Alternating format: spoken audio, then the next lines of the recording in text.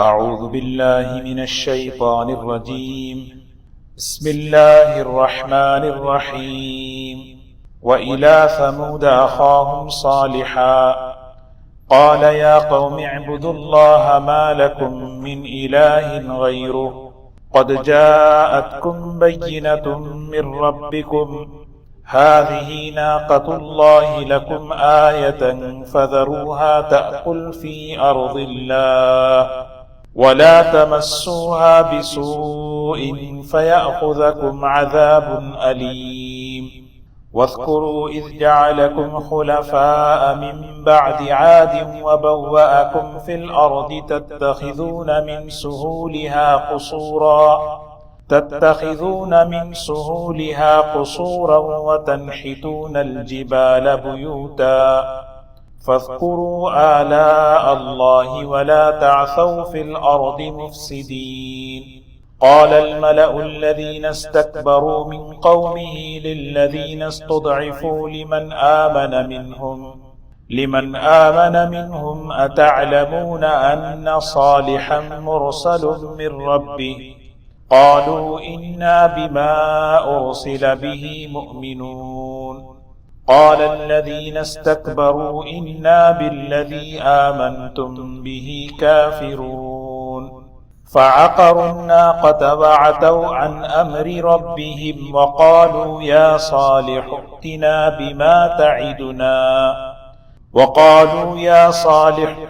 بما تعدنا إن كنت من المرسلين. فأخذتهم الرجفة فأصبحوا في دارهم جاثمين. فتولى عنهم وقال يا قوم لقد أبلغتكم رسالة ربي ونصحت لكم ولكن لا تحبون الناصحين. صدق اللہ العظیم. یہ سورہ اعراف کا یہ تیسرا واقعہ ہے. قوم سمود حضرت صالح علیہ السلام کا اور ان کی قوم کا تذکرہ ہے. اس سے پہلے حضرت نوح علیہ السلام اور ان کی قوم کا اور حضرت ہود علیہ السلام اور ان کی قوم کا تذکرہ. قرآن پاک کے اندر اللہ تبارک و تعالیٰ نے واقعات کو بڑے اہتمام سے بیان فرمایا، اور اس کا سب سے بڑا مقصد یہی ہے کہ فرما برداروں کے کیا حالات ہیں، نافرمانوں کا کیا انجام ہے. اس کو اللہ تبارک و تعالی واقعات سے سمجھاتے ہیں. اصل دنیا کی زندگی کا سب سے بڑا جو مقصد ہے، بندہ اللہ کا فرما بردار بنے، اللہ تعالیٰ کے حکم کا تابع دار بنے، نافرمانی سے اپنے آپ کو بچائے. نافرمانی کا اپنی ذات کو نقصان ہوتا ہے، فرما برداری کا اپنی ذات کو فائدہ ہوتا ہے. تو یہ سمجھانے کے لیے اللہ تعالیٰ بڑے اہتمام سے لقد کان فی قصصہم عبرۃ، واقعات میں عبرت ہے. عبرت کا مطلب یہ ہے کہ ان واقعات کو دیکھ کر اپنے آپ کو اس میں پیش کرنا. اب قوم سمود کا قصہ پڑھ رہے ہیں تو کیا یہ واقعہ قوم سمود کا اس سے میری زندگی میں کیا مناسبت رکھتا ہے؟ کیا چیزیں ہیں جس کی مجھے اپنی ذات میں اصلاح کی ضرورت ہے؟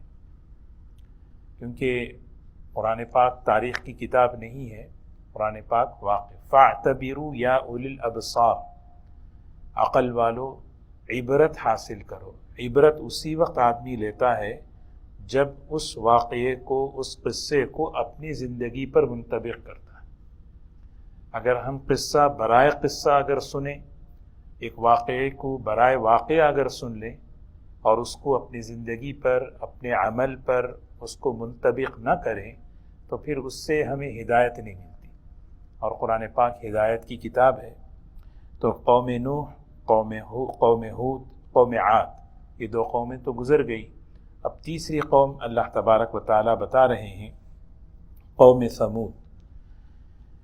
یہ قوم جو ہے، سمود ایک بستی، ایک علاقہ ہے جو مدینہ منورہ سے تبوک کے راستے میں تقریباً 450 کلومیٹر دور پر یہ بستی واقع ہے. آج اس کا نام بدل چکا ہے، یہ مدائن صالح کے نام سے ہے.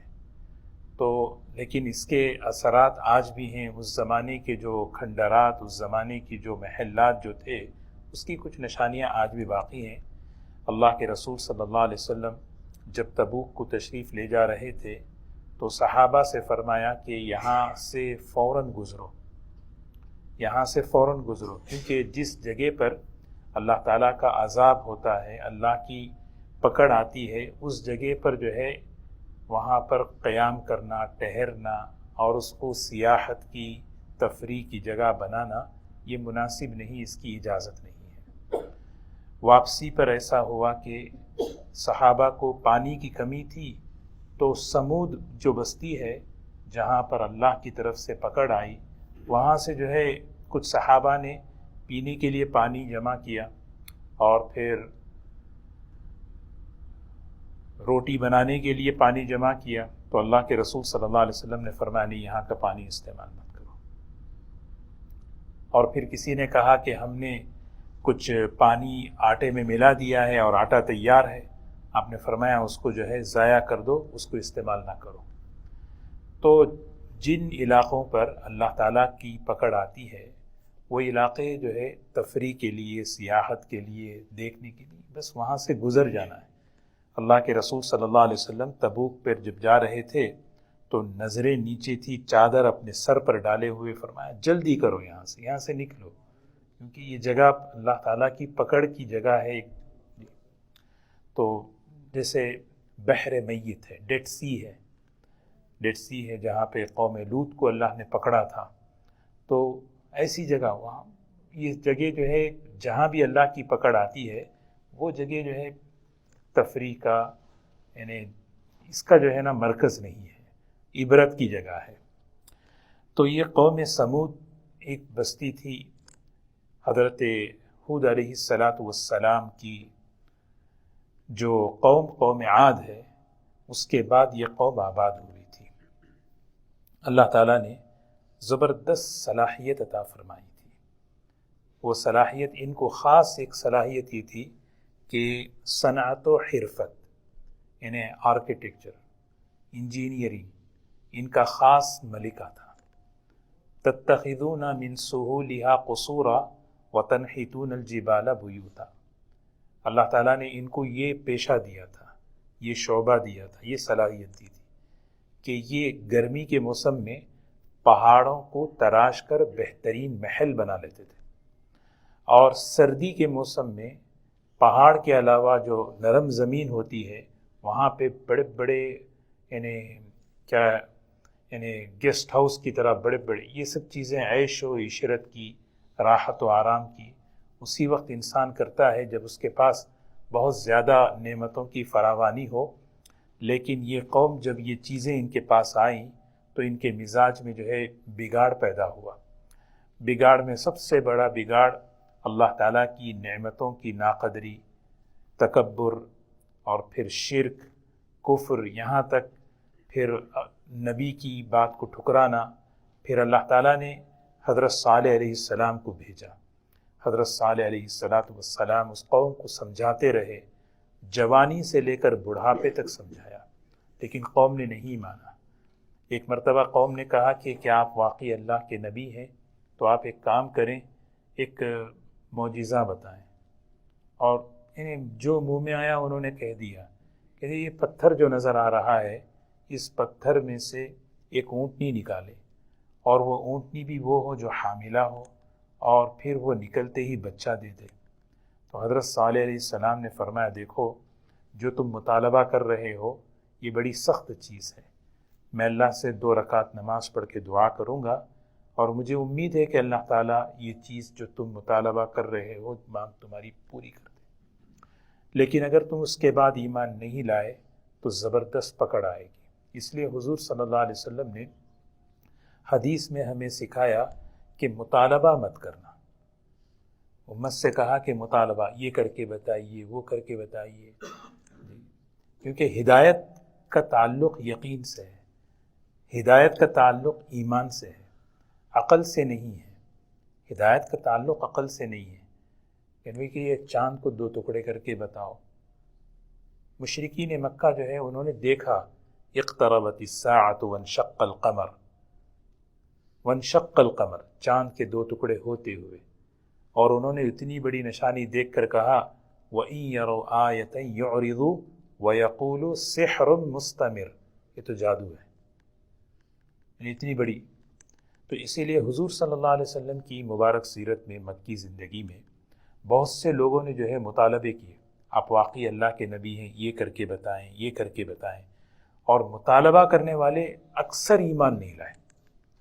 یہ نبیوں کی تاریخ میں یہ ایک بات ہے، اکثر ایمان نہیں لائے، بہت کم لوگ ہوتے ہیں جو ایمان لے آتے ہیں۔ لیکن حضرت ابو بکر رضی اللہ عنہ، حضرت خدیجہ رضی اللہ عنہ، حضرت زید، حضرت علی رضی اللہ عنہ، یہ سب صحابہ دیکھ لیں، انہوں نے کچھ مطالبہ نہیں کیا۔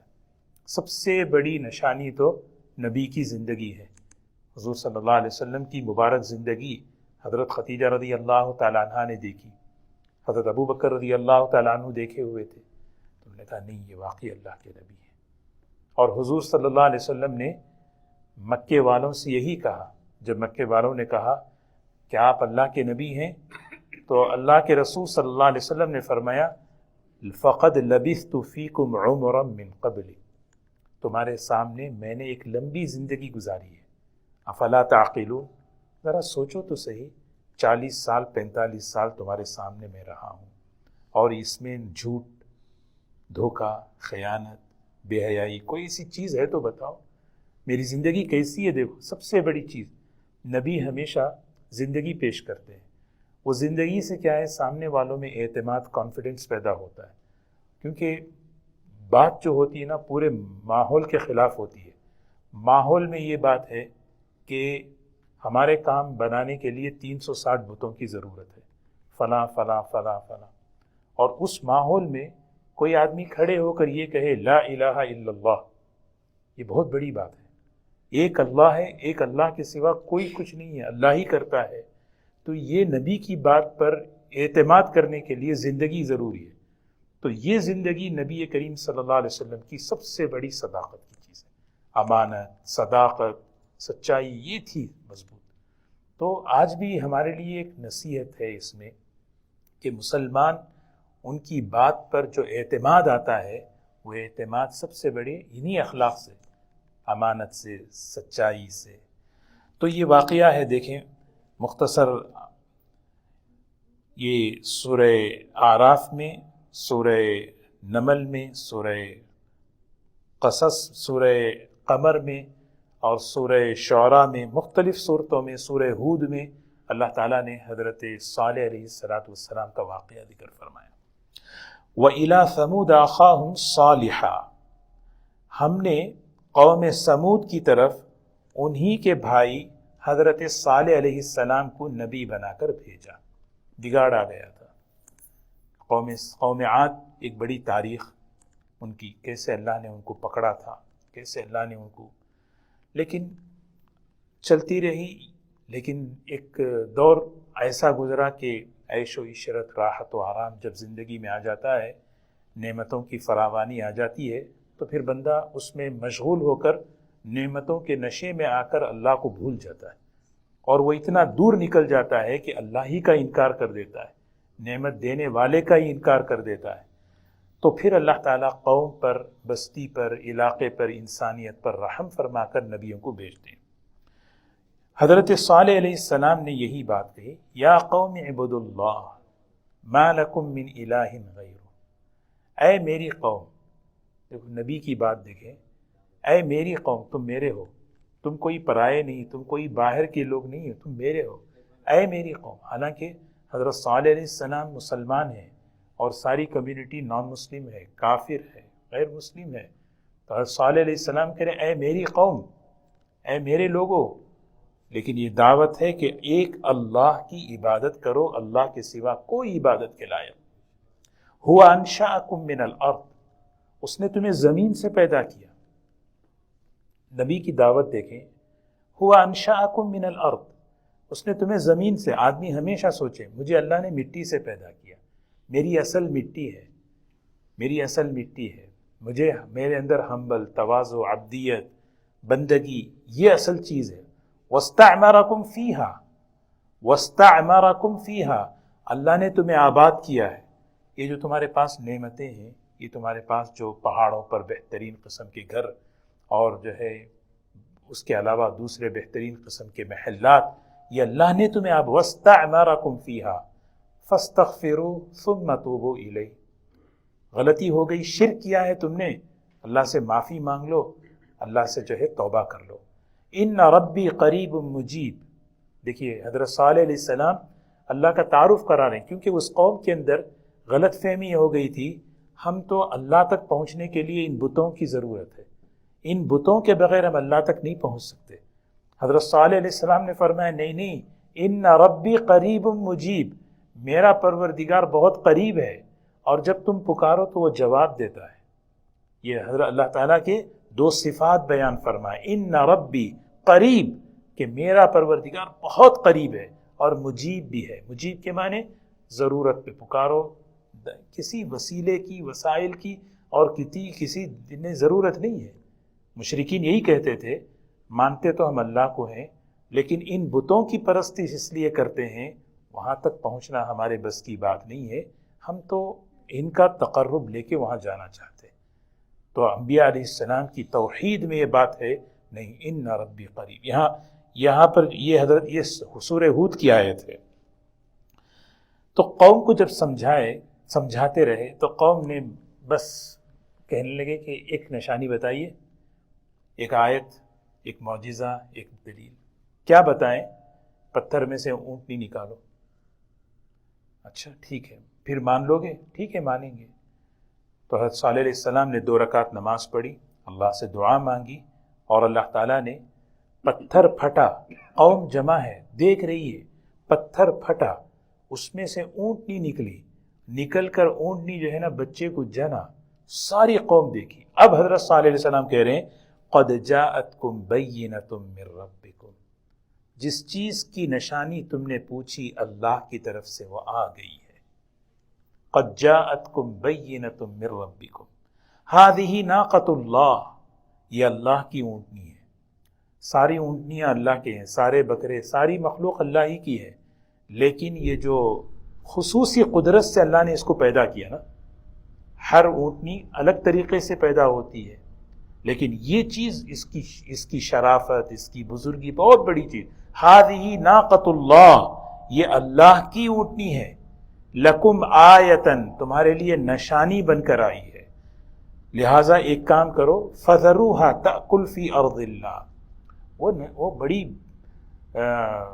جسامت کے، باڈی کے اعتبار سے بہت زبردست اونٹنی تھی، اور وہ اونٹنی ایسی تھی کہ ایک دن میں پورے کنویں کا پانی پی لیتی تھی. امتحان تھا قوم کے لیے. اگلے دن سارے بستی کے جو ہے نا جتنے جانور تھے اس کنویں میں پانی پیتے تھے، اور ایک دن یہ، ایک دن پورے بستی کے جانور. اور جس دن یہ پانی پیتی تھی، جانوروں کو اور کسی کو پانی نہیں ملتا تھا، لیکن یہ اونٹنی اتنا دودھ دیتی تھی کہ ساری بستی والوں کے لیے وہ دودھ کافی تھا. اللہ اپنی قدرت بتا رہے ہیں.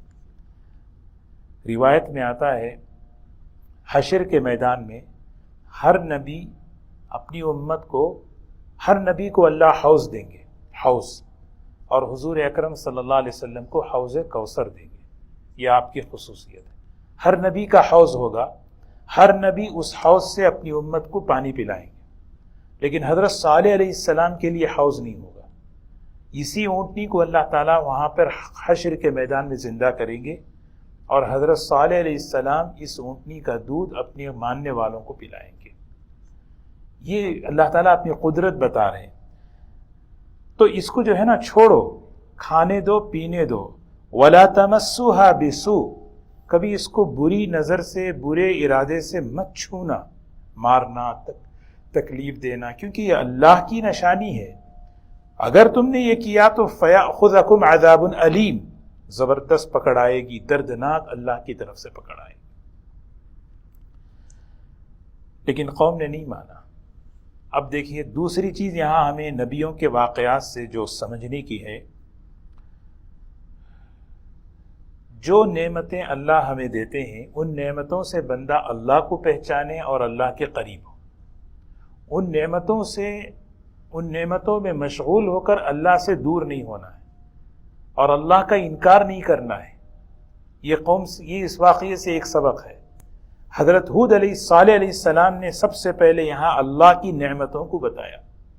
وَاذْكُرُوا إِذْ جَعَلَكُمْ خُلَفَاءَ مِن بَعْدِ عَادٍ، اپنی قوم سے کہہ رہے ہیں یاد کرو، یاد رکھو، اللہ نے تمہیں قوم عاد کے بعد تمہیں زمین میں نائب بنایا ہے۔ اللہ نے تمہیں بنایا کیونکہ پوری قوم عاد کو ہوا سے ختم کر دیے تھے، اب اس کے بعد زمین پر اللہ نے تمہیں بسایا ہے۔ اور پھر دوسری چیز وَبَوَّأَكُمْ فِي الْأَرْضِ، اس زمین پر اللہ نے تمہیں ٹھکانہ دیا ہے۔ آدمی سمجھتا نا میں ہوں، میرا ہے۔ نعمت کو جب آدمی اپنی طرف منسوب کر لیتا ہے تو پھر وہاں آدمی نعمت کے نشے میں آ جاتا ہے، اور نعمت کو اللہ کی طرف جب منسوب کرتا ہے اللہ نے دیا ہے، تو پھر وہ کیا ہے، وہ نعمت اسے اللہ سے قریب کر دیتی ہے۔ اسی لیے الحمدللہ جو ہے نا، اگر کوئی قسم کھائے، امام رازی رحمۃ اللہ علیہ بہت بڑے مفسر ہیں، انہوں نے ایک بڑی عجیب بات لکھی ہے۔ انہوں نے کہا کہ اگر کوئی شخص قسم کھائے میں اللہ کی ایسی تعریف کرنا چاہتا ہوں جو آج تک کسی نے نہیں کی، اور میں اس پہ قسم کھاتا ہوں، اگر اس نے کہا الحمدللہ، اس جملے سے وہ قسم کا کفارہ ادا نہیں کرے کیونکہ وہ قسم پوری کر دی اس نے۔ یہ الحمدللہ اتنا طاقتور جملہ ہے، اس لیے حدیث میں فرمایا الحمدللہ آدھا ایمان ہے، الحمدللہ نصف الایمان، الحمدللہ تملأ نصف المیزان، ہمارا جو نام اعمال کا جو پلڑا ہے الحمدللہ آدھے کو بھر دیتا ہے۔ تو ہمیشہ نبیوں نے قوم کو اللہ کی نعمتیں یاد دلا کر اللہ کی طرف قریب کیا۔ تتخذون من سہولها قصورا، تم جو ہے نرم نرم زمین پر محلات بناتے ہو، وتنحتون الجبال بیوتا، اور پہاڑوں کو تراش کر تم جو ہے گھر بناتے ہو۔ فاذکروا آلاء اللہ، اللہ کی نعمتوں کو ہمیشہ یاد رکھو۔ ولا تعثوا فی الارض مفسدین، زمین میں فساد مت پھیلاؤ۔ یہ اللہ تعالیٰ نے حضرت صالح علیہ السلام نے کہا۔ جب نبی دعوت دیتے نا تو نبیوں کو کیسی سننی پڑتی ہے پتہ ہے؟ عجیب بات ہے، بہت سننی پڑتی ہے۔ اسی لیے صبر بہت ضروری۔ نبیوں کی سب سے بڑی جو خوبی ہے وہ جھیلنا ہے، حلم ہے، صبر ہے۔ حضرت صالح علیہ السلام نے جب بات کی تو فرمایا انک انت من المسحرین، تم پہ جادو ہو گیا ہے، ہم آپ کو جھوٹا سمجھتے ہیں۔ قالوا ابشرا منا یا صالح قد کنت فینا مرجوا، صالح یہ کیا ہو گیا، بڑی امید تھی تم سے کہ تم ایسے نہیں ہوں گے، تم یہ کیسی بات کر رہے ہو؟ اتنہانا ان نعبد ما یعبد آباؤنا، ہمارے آباء و اجداد کے دین سے تم روک رہے ہو؟ یعنی جھوٹا کہا، جادوگر کہا، اور پھر کہا دیکھیے آپ ہی کو خدا نے نبی بنا کر بھیجا، ابشرا منا، آپ ہی ملے اس کمیونٹی میں جو نبی بنا کر بھیجے گئے۔ کیسے کڑوی ہر نبی کو، قوم عاد، قوم سمود، قوم لوط اور مشرکین مکہ، ان سب نے اپنے اپنے زمانے کے نبیوں کو بہت سخت سنایا۔ اور اللہ تعالیٰ یہ جو صورت ہے مکی صورت ہے، حضور اکرم صلی اللہ علیہ وسلم کو سنا کر تسلی دلا دے رہے ہیں۔ آپ جیسے سن رہے ہیں، آپ سے پہلے آپ کے نبیوں نے بھی یہ سنا ہے۔ وَلَقَدْ نَعْلَمُ أَنَّكَ يَضِيقُ صَدْرُكَ بِمَا يَقُولُونَ، ہم اچھی طرح جانتے ہیں کہ ان لوگوں کی باتیں آپ کے دلوں کو تنگ کرتی ہیں، آپ کا دل تنگ ہو رہا ہے، جھوٹا کہنا، جادوگر کہنا، یعنی یہ سب چیزیں سن کر آپ کا دل، لیکن اس کا علاج کیا ہے؟ فَسَبِّحْ بِحَمْدِ رَبِّكَ، تسبیح کیجیے، اللہ کا نام لیتے رہیے، اس سے آپ کو ہمت قوت ملے گی اور بندہ اللہ کی طرف نگاہ اٹھائے گا، ان کہنے والوں کی طرف بالکل نگاہ نہیں جائے گی، اور آدمی اپنا کام کرتا رہے گا۔ تو یہاں پہ دیکھیے قال الملأ الذین استکبروا من قومہ، کمیونٹی میں دو قسم کے لوگ ہوتے ہیں، ایک مالدار قسم کے عہدیدار اور دوسرے غریب. تو جو مالدار تھے استکبرو، جن کے اندر تکبر تھا، جو اپنے آپ کو بڑا بنائے ہوئے تھے، انہوں نے کہا للذین استضعفوا لمن آمن منہم، جو کمزور لوگ تھے جو ایمان لا چکے تھے ان میں سے، ان سے کہنے لگے اتعلمون ان صالحا مرسل من ربی، تم سمجھتے ہو کہ صالح پیغمبر ہے؟ کیوں کر رہے ہو؟ تم سمجھتے ہو؟ انہیں روک رہے ہیں. یہ بیچارے غریب قسم کے لوگ تھے، سیدھے سادے لوگ تھے، وہ آگے بڑھ رہے ہیں ایمان میں داخل ہونے کے لیے، اور یہ مالدار قسم کے لوگ کیا کر رہے ہیں؟ تم سمجھتے ہو واقعی یہ پیغمبر ہیں؟ نہیں، ہم تو نہیں سمجھتے. روکنا خیر سے. قالو، تو اس کے جواب میں کہنے لگے انا بما ارسل به مؤمنون، جو مسکین غریب قسم کے لوگ تھے انہوں نے کہا ہم ایمان لاتے ہیں کہ صالح علیہ السلام پیغمبروں میں سے ہیں. تو قال الذین استکبروا انا بالذی آمنتم به کافرون، تکبر والوں نے کہا کہ ہم تو جھٹلاتے ہیں، ہم ایمان نہیں لاتے جس چیز کو تم مان رہے ہو. یہ تکبر بھی بڑی خطرناک چیز ہے. وَأَمَّا ثَمُودُ فَهَدَيْنَاهُمْ فَاسْتَحَبُّوا الْعَمَى عَلَى الْهُدَى فَأَخَذَتْهُمْ صَاعِقَةُ. مختلف صورتوں میں اللہ تعالیٰ اس قوم کے قصے کو بیان کر رہے ہیں کہ کیونکہ اس قوم کو اللہ نے بڑی زبردست انہیں صلاحیت دی تھی. سوچیں، گھر ایک آدمی بناتا ہے 60-70 سال کے بعد رینوویشن کی ضرورت پڑتی ہے. اگر مٹی کا، اگر کانکریٹ کا بنے تو 100 سال کے بعد اس کو پھر دوبارہ جو ہے کرنا پڑتا ہے. یہ قوم ایسی تھی کہ پہاڑوں کو تراش کر، پہاڑوں کے پتھر کو تراش کر محلات بناتے تھے. ایسی صلاحیت اللہ نے اس قوم کو دی تھی، اور اس کی نشانیاں حضور صلی اللہ علیہ وسلم کے زمانے میں اور آج بھی موجود ہیں. ایسی وَلَقَدْ كَذَّبَ أَصْحَابُ الْحِجْرِ الْمُرْسَلِينَ وَآتَيْنَاهُمْ آيَاتِنَا فَكَانُوا عَنْهَا مُعْرِضِينَ وَكَانُوا يَنْحِتُونَ مِنَ الْجِبَالِ بُيُوتًا آمِنِينَ. قرآن صالح علیہ السلام نے اس قوم کو کہا أَتُتْرَكُونَ فِي مَا هَاهُنَا آمِنِينَ فِي جَنَّاتٍ وَعُيُونٍ وَزُرُوعٍ وَنَخْلٍ طَلْعُهَا عَظِيمٍ. کیا خیال ہے تمہارا یہ جو کچھ تم ٹیکنالوجی بنا رہے ہو تم اس کو ساتھ لے کر جاؤ گے؟ یہ سب چھوڑ کے جاؤ گے؟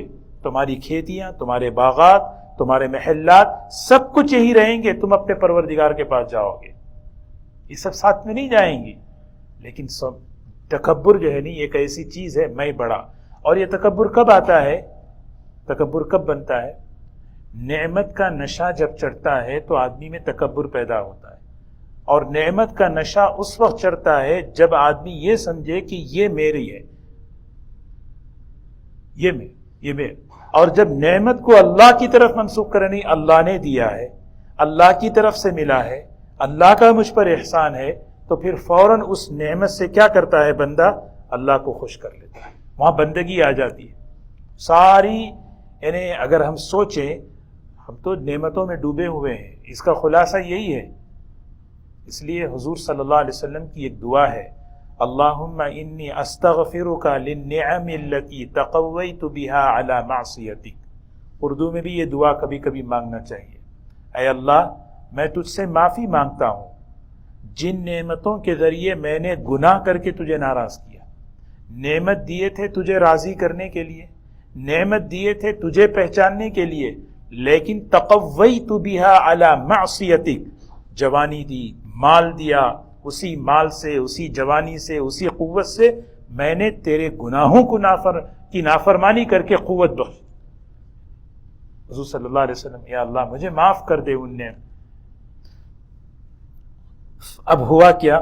جب حضرت صالح علیہ السلام نے سمجھایا تو انہوں نے کیا نہیں، اب تو جو ہے بات بڑھ گئی ہے، ہم جو ہے اس اونٹنی کو ختم کرنا ہے. حضور صلی اللہ علیہ وسلم فرماتے ہیں میری پوری انسانیت میں دو بڑے بدبخت ہیں. پوری انسانیت میں دو بڑے بدبخت ہیں. ایک وہ شخص ہے جس نے حضرت صالح علیہ السلام کی اونٹنی کو قتل کیا، اور دوسرا کون ہے؟ جس نے حضرت علی رضی اللہ تعالیٰ عنہ کو قتل کیا، شہید کیا. عبد الرحمن ابن ملجم بڑا خطرناک آدمی تھا. نام دیکھیے، عبد الرحمن ابن ملجم. اس نے حضرت علی رضی اللہ تعالیٰ عنہ نماز پڑھ کے نکلے، اس نے حضرت علی رضی اللہ عنہ کو فرمایا، آپ نے فرمایا علی، اس انسانیت میں دو بڑے بدبخت ہیں، سب سے بڑے بدبخت. ایک وہ شخص ہے جس نے حضرت صالح علیہ السلام کی اونٹنی کو قتل کیا، دوسرا وہ شخص ہے جو تیرے سر پہ تلوار چلائے گا۔ اور وجہ یہ ہے کہ دونوں کو اس لیے فرمایا آپ نے کہ ایک چیز کامن ہے، اس میں ایک چیز مشترک ہے۔ وہ کیا ہے؟ دونوں کو قتل کرنے کے لیے جو چیز رشوت کے طور پہ دی گئی تھی وہ عورت تھی، عورت کہ خوبصورت عورت کو پیش کیا کہ تم یہ کام کر دو تو تم جو ہے ہم تمہیں عورت دیں گے۔ عبد الرحمن ابن ملجم کو بھی یہی پہ آپ نے، اسی لیے یہ بہت بڑی تباہی اور فتنے کا ذریعہ ہے شہوت اور عورت۔ فعقروا الناقۃ، ایک چیز یہاں سیکھنے کی مفسرین نے خاص طور پہ یہاں بات، فعقروا یہ جمع کا صیغہ ہے، ان سب لوگوں نے اونٹنی کے پیروں کو کاٹ دیا۔ حالانکہ کاٹنے والے دو ہی لوگ تھے، ایک کاٹ رہا تھا دوسرا مدد کر رہا تھا، لیکن ہوا کیا؟ اللہ تعالیٰ نے اس عمل کو، اس برائی کو پوری قوم کی طرف منسوب کر دیا۔ ان سب نے اونٹنی کو کاٹ دیا۔ کیا وجہ؟ دو وجہ ہے۔ ایک یہ ہے کہ کاٹنے والا تو ایک ہی تھا، لیکن ساری کی ساری قوم اس عمل سے راضی تھی کہ جو کر رہے ہیں یہ صحیح کر رہے ہیں، کرنا چاہیے، اور خاموش تھے، روکے نہیں۔ کسی گناہ پر خاموش ہونا، کسی گناہ پر خوش ہونا، یہ گناہ کے برابر ہے۔ اسی لیے کم از کم کا درجہ جو ہے نا، گناہ کو دل سے برا سمجھنا، وَذَاكَ أَضْعَفُ الْإِيمَانِ، ایمان کا سب سے کم درجہ یہی ہے۔ کہیں بھی برائی ہو رہی ہو، یہ برا ہے، اللہ تعالیٰ اس کو جو ہے کہیں بھی کسی برائی پر خوش ہونا، کسی برائی پر راضی ہونا، یہ اس برائی کے درجے میں آ جاتا۔ فَعَقَرُوا النَّاقَةَ، انہوں نے اس اونٹنی کو کیا کیا؟ اس کے پیروں کو کاٹ دیا، یعنی قتل کر دیا۔ وَعَتَوْا عَنْ أَمْرِ رَبِّهِمْ، اور اللہ تعالیٰ کے نافرمان بن گئے۔ وَقَالُوا، مارنے کے بعد آئے اور آ کر کہنے لگے، یا صالح، اے صالح، ائتنا بما تعیدنا ان کنت من الصادقین، لائیے وہ عذاب جو تم کہتے تھے اگر تم سچے ہو۔ مار دینے کے بعد جب اس اونٹنی کو انہوں نے مارا، وہ جو بچی تھی، جو اونٹنی کا بچہ تھا، وہ آواز کرتے کرتے جس پتھر سے نکلا تھا بچہ، وہ اونٹنی نکلی تھی، وہیں چلی گئی اور غائب ہو گئی۔ اب حضرت صالح علیہ السلام نے کہا اب تو اللہ کی پکڑ آئے گی۔ اب ہوا کیا؟ تمتعوا فی دارکم ثلاثۃ ایام، دوسری جگہ ہے تمتعوا، انتظار کرو 3 دن۔ 3 دن میں اللہ کا عذاب آنے والا ہے۔ پہلے دن چہرے جو ہے ڈر کی وجہ سے پیلے پڑ گئے، دوسرے دن جو ہے لال ہو گئے، تیسرے دن سیاہ کالے ہو گئے۔ مفسرین نے عجیب بات لکھی ہے، اللہ کی رحمت دیکھیں، یہ قوم حضرت صالح علیہ السلام کو ساری زندگی ستاتی رہی، اللہ تعالیٰ کی اتنی بڑی نشانی دیکھ کر بھی ایمان نہیں لائی، اور اللہ کی اتنی بڑی نشانی کو انہوں نے ختم کر دیا۔ یعنی سوچے، لیکن اللہ کی رحمت دیکھو، اللہ تعالیٰ فوراً نہیں پکڑے فوراً، پہلے دن ان کے چہروں کو سیاہ کیے۔ یہ مہلت ہے تاکہ توبہ کر لو، ہم جو ہے تمہیں جو ہے نا اس عذاب کو روک لیں گے۔ نبیوں کے واقعات میں، کیونکہ اللہ کی جو صفات ہیں اس میں سب سے بڑی غالب صفت رحمت ہے، اور رحمت کا تقاضا مہلت ہے۔ رحمت کا فرعون جس وقت کہا میں خداؤں کا خدا، میں سب سے بڑا خدا، انا ربکم الاعلی، اللہ چاہتے تو فوراً پکڑتے نہیں۔ اس کے بعد اللہ تعالیٰ اسے اتنے سال مہلت دیے، اسے سمجھاتے رہے تو خدا نہیں ہے، خدا میں ہوں۔ موسیٰ علیہ السلام کو ان کے سامنے پیدا کر کے بتایا ایک ایک چیز۔ اللہ تعالیٰ بہت مہلت دیتے ہیں، یہاں پر جو اس قوم کو 3 دن مہلت دیے، پہلے دن بھی توبہ نہیں کیے، دوسرے دن بھی توبہ نہیں کیے، تیسرے دن بھی جب توبہ نہیں کیے تو پھر ایک فَأَخَذَتْهُمُ الرَّجْفَةُ، رجفہ کہتے ہیں زمین ہلنے لگی، زلزلہ آیا۔ پھر دوسرا عذاب جبرائیل علیہ السلام، ایک چیخ، ایک چنگاڑ، بس سب کے سب فَأَصْبَحُوا فِي دَارِهِمْ جَاثِمِينَ، سب کے سب اپنے گھروں میں تھے، جس طرح ہم اتحیات میں بیٹھتے ہیں اس طرح ان کے اوندے منہ گھٹنوں کے بل پڑے ہوئے تھے، سب کے سب مر گئے، کیونکہ کلیجے پھٹ گئے۔ اللہ تعالیٰ فرمانے فَتَوَلَّى عَنْهُمْ وَقَالَ يَا قَوْمِ، حضرت صالح علیہ الصلوۃ والسلام اس بستی سے ہٹے اور کہنے لگے یا قومی، اے میری قوم، لقد ابلغتکم رسالۃ ربی ونصحت لکم، میں نے اللہ کی بات تم تک پہنچا دی اور میں نے تمہاری بہت خیر خواہی کی۔ کتنا حسرت کا جملہ دیکھیں گے، ولیکن لا تحبون الناصحین، تم خیر خواہی کرنے والوں کو تم پسند ہی نہیں کرتے۔ کتنے درد سے جملہ کہا ہوگا، ولیکن لا تحبون الناصحین، میں تو خیر خواہی، شفقت، ہمدردی کے طور پہ تمہیں سمجھاتا رہا، لیکن تمہارا مزاج ایسا ہے، لا تحبون، تم پسند ہی نہیں کرتے تھے خیر خواہی کرنے والے، تم پسند ہی نہیں کر رہے تھے۔ کیا کریں، اب اللہ کی پکڑ آ گئی۔ اللہ تبارک و تعالی ہم سب کی حفاظت فرمائے۔ تو یہ تیسرا واقعہ ہے، اس کے بعد قوم لوط کا تذکرہ ہے۔ اس واقعے میں خاص طور پر یہ جو سبق ہے ہمارے لیے کہ اللہ تبارک و تعالیٰ کی جو نعمت جس شکل میں اللہ نے دی ہے، اس نعمت کا استحضار ہو اور اس کے ذریعے سے ہم اللہ سے قریب ہوں، اللہ سے تعلق بڑھے، اللہ کا قرب ہو۔ کیونکہ راحت کے، عیش و عشرت کے، سہولت کے جو اسباب ہیں وہ عام طور پر آدمی کو اللہ سے دور کر دیتے ہیں، غافل کر دیتے ہیں۔ یہ قوم کے پاس وہی تھا، اس سے پہلی جو قوم عاد گزری، طاقت تھی، وہی چیز نہیں ہمارے پاس۔ اچھا، یہ لوگ یہ جو پہاڑوں میں گھر کیوں بناتے تھے؟ وجہ اس کی یہ تھی کہ ان کو پتا تھا ہمارے سے پہلے جو قوم گزری ہے، قوم عاد، اللہ نے ان کو ہواؤں سے تباہ کیا ہے، اللہ نے ان کو ہواؤں سے تباہ کیا ہے۔ تو انہوں نے یہ سوچا اگر ہوا بھی آ جائے، یہ پہاڑوں کے جو گھر ہیں ہمیں بچا لیں گے۔ سمجھ رہے نا؟ انہوں نے یہی سوچا کہ اللہ کی پکڑ صرف ہوا تک محدود ہے، لیکن اللہ تعالیٰ نے کیسے پکڑا؟ اللہ نے کیسے پکڑا؟ ان لوگوں نے پہاڑوں میں گھر اسی لیے بنائے تھے، ان کا مقصد یہ تھا، رہنے کے لیے تو ان کے محلات گھر بہترین تھے، لیکن وہاں بنانا دو چیزیں، گرمی میں جا کے وہاں ٹھنڈا ٹھنڈا رہیں گے، اور دوسرا قوم عاد کو ہواؤں سے اللہ نے تباہ کیا تھا، اگر ایسی ہوائیں چلی تو ہم پہاڑوں میں جائیں گے، یہ پہاڑ کہاں سے ہمیں؟ لیکن اللہ نے جو ہے بتایا کہ دیکھو ایک اللہ پکڑ، ان بطش ربک لشدید، اللہ کی پکڑ تو بہت سخت ہے۔